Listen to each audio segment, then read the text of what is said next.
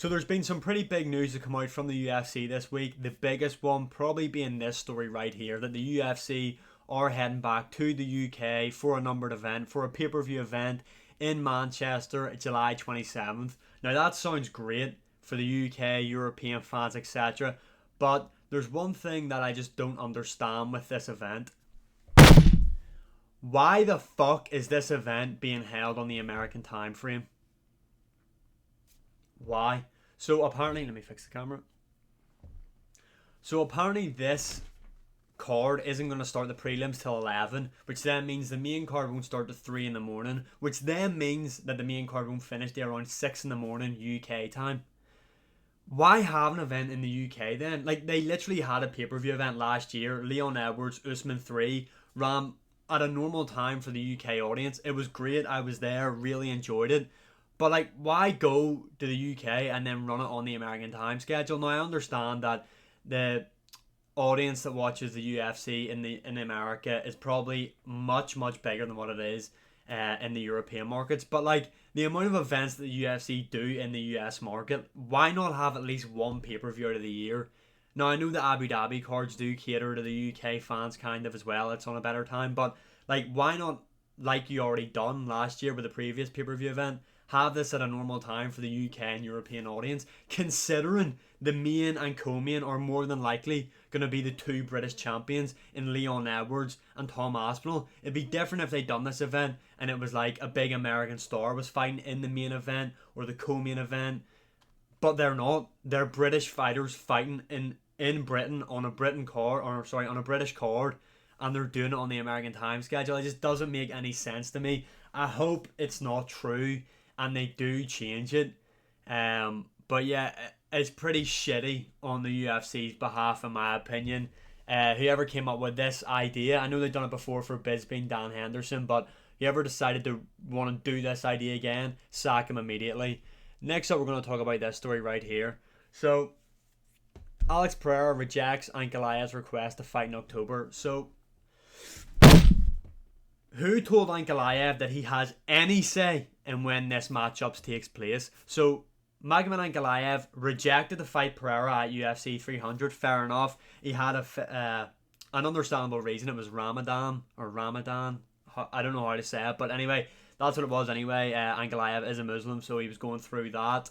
So I kind of understand why he didn't want to fight at UFC 300. But then why the fuck does this guy think now he can dictate when this fight happens? Also, why would Alex Pereira, the defending champion, go to Abu Dhabi, which is kind of home soil advantage for you, Ankalaev? Why the fuck would he do that? Why would he do that? Now, what's actually pretty refreshing is Alex Pereira he didn't say no because of where it was. He said no because he wants to fight sooner, which is really refreshing because not a lot of champions are as active as Alex Pereira. So this was good to see. Hopefully we can get this matchup in around end of July, August. Sorry, I don't know the months there. End of July, start of August time, get this matchup booked. I think Pereira beats Ankalaev pretty comfortably, to be honest. I know a lot of people are going to go on about Ankalaev is such a good grappler though compared to Alex Pereira. Yeah, Ankalaev doesn't defend leg kicks. He's saying that he's going to stand on the feet with Pereira. Pereira's going to fucking knock this guy's head off his shoulders with a left hook. I cannot wait. Fuck Ankalaev. You don't dictate when this fight happens. Next, we have got this right here. So, breaking news. MVP is meant to be fighting Wonderboy. Well, apparently they're in talks for this fight.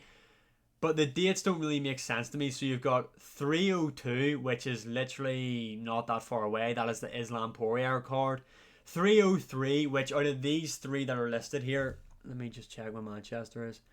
Yeah, so out of the three listed here, why the fuck would this fight not be in Manchester? Do you know what I mean? What is going on with the UFC?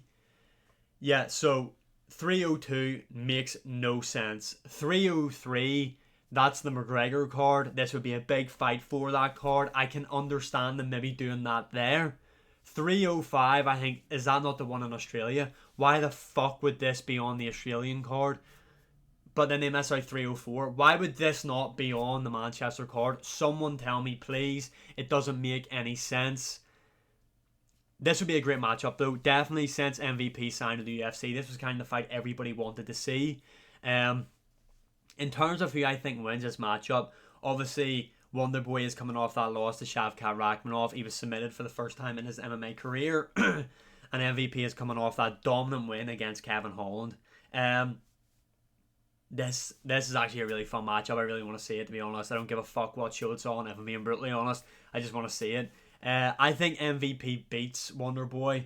I actually think MVP finishes Wonderboy. I think Wonderboy is obviously, as we all know, is on the tail end of his career. However, Wonderboy is definitely one of the greatest strikers we have ever seen in the UFC. So I would not be surprised if Wonderboy was able to outstrike MVP and win. As we know, this matchup is not going to go to the ground. This is going to be purely a stand-up matchup. But yeah, just the way things are, I'm going to go for MVP to finish Wonderboy Thompson.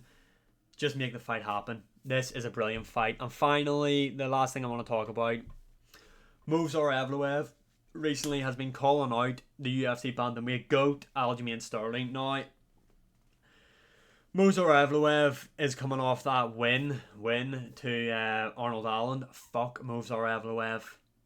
I fucking hate him. And then you've got Aljamain Sterling, who dominated Calvin Kattar at UFC 300.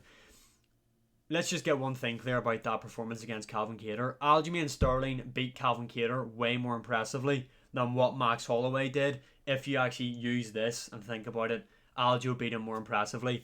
I would have liked to have seen Aljo fight Brian Ortega. I thought that would have been the matchup to make for a move in the featherweight. However, let's just keep that fight on ice and book this matchup, because I genuinely do believe that Aljamain Sterling can beat Movsar Evloev. Yeah, book this matchup so Aljo can then beat Movsar Evloev, because everybody hates Movsar Evloev. So then everybody will then just see the greatness of Aljamain Sterling when he smashes Movsar Evloev to pieces, beats him, then beats Ilia Topuria. Maybe not the last part, but Aljamain Sterling definitely beats Movsar Evloev.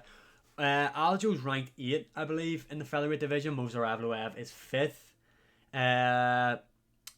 So yeah, this is a matchup that more I'm thinking about now, I'd rather see this than the Ortega matchup next, just because I want to see Aljamain Sterling demolish this guy and beat him. But yeah, those are some of the biggest news stories this week coming out of the UFC. Let me know your opinions on each news story in the comments below.